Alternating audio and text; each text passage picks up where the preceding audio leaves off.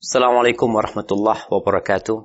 Alhamdulillah wassalatu wassalamu ala Rasulillah. Segala puji bagi Allah Jalla Jalaluh. Salawat dan salam semoga senantiasa tercurahkan untuk baginda Nabi kita Muhammad alaihi salatu wassalam. Amma ba'd, kaum muslimin yang semoga dirahmati oleh Allah Jalla Jalaluh. Kita lanjutkan kajian kita. وعن عمران بن الحصين رضي الله عنهما عن النبي صلى الله عليه وسلم أنه قال خيركم قرني ثم الذين يلونهم ثم الذين يلونهم قال عمران فما أدري قال النبي صلى الله عليه وسلم مرتين أو ثلاثا ثم يكون بعدهم قوم يشهدون ولا يستشهدون ويخونون ولا يؤتمنون وينذرون ولا يوفون ويظهر فيهم السمن متفق عليه.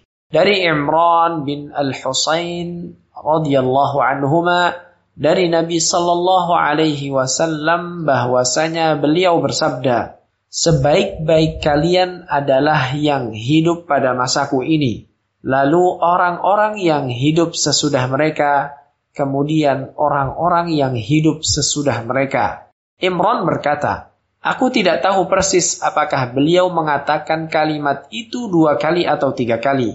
Kemudian datanglah suatu kaum yang memberikan kesaksian, padahal mereka tidak diminta untuk memberikan kesaksian. Mereka berkhianat dan tidak dapat dipercaya. Mereka bernazar tetapi tidak menepatinya, dan akan tampak pada mereka kegemukan. Muttafaqun alaih. Masya Allah. Penyebutan hadis ini setelah hadis Abdullah bin Umar tentang bagaimana para sahabat Nabi berjalan tanpa alas kaki, tanpa pakai topi, tanpa pakai kemeja. Lalu Imam Nawawi menyebutkan hadis khairukum qarni. Sebaik-baiknya kalian adalah yang hidup pada masaku. Qarn ini sebenarnya abadku. Bisa jadi abad itu ditentukan dengan tahun ya.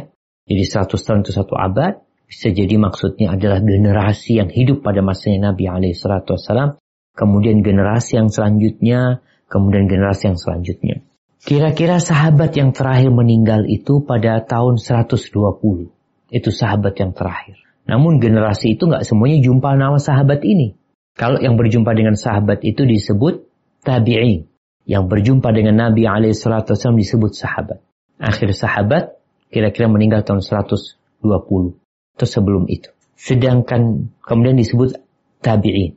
Yang selanjutnya tabi'ut tabi'in, pengikutnya para tabi'in, itu ada yang membatasi, sebenarnya mengatakan sampai tahun 220. Itu generasi tabi'ut tabi'in, yaitu orang-orang yang berjumpa dengan tabi'in. Disebut tabi'ut tabi'in. Taibah. Di sini Rasulullah SAW menyebutkan tentang generasi yang setelah generasi yang terbaik. Setelah 3 generasi itu, generasi sahabat, generasi tabi'in, generasi tabi'ut tabi'in. Setelah generasi yang ketiga itu, akan muncul generasi yang mereka memberikan kesaksian padahal mereka nggak diminta. Mereka memberikan kesaksian padahal nggak diminta. Kadangkala orang sekarang menjadi saksi itu karena fulus. Siap menjadi saksi palsu. Datang orang-orang. Saksi yang memberatkan, padahal dia dapat duit.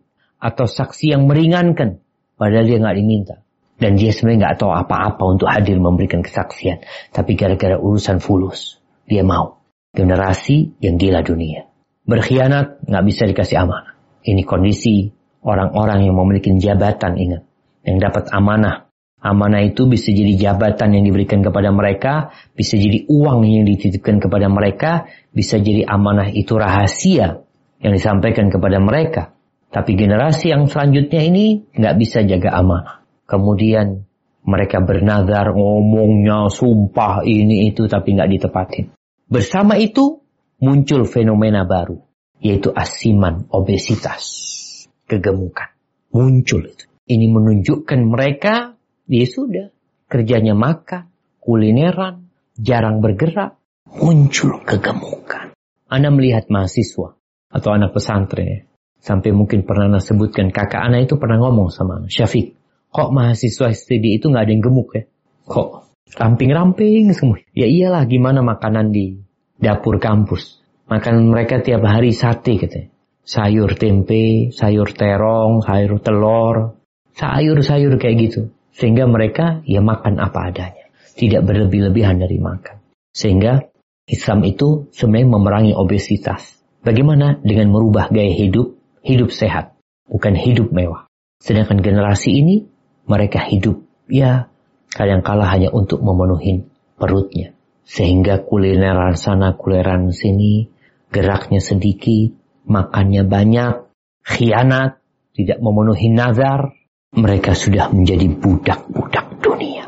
Maka semoga Allah menyelamatkan kita dari sifat-sifat yang disebutkan oleh Nabi di generasi yang kita hidup di masa itu. Semakin jauh dari generasi Nabi, seakan-akan semakin banyak nih pengkhianat-pengkhianat terhadap harta yang dititipkan, jabatan yang diamanahkan.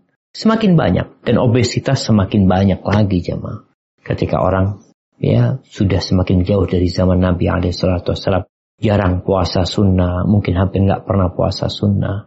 Jamaah rahimakumullah, itu yang bisa kita kaji. Semoga ilmu yang kita kaji hari ini berguna buat kita dan bisa kita amalkan dalam kehidupan kita. Dan semoga Allah menerima amalan kita. Sampai berjumpa kembali. Barakallahu fiik. Wassalamualaikum warahmatullahi wabarakatuh.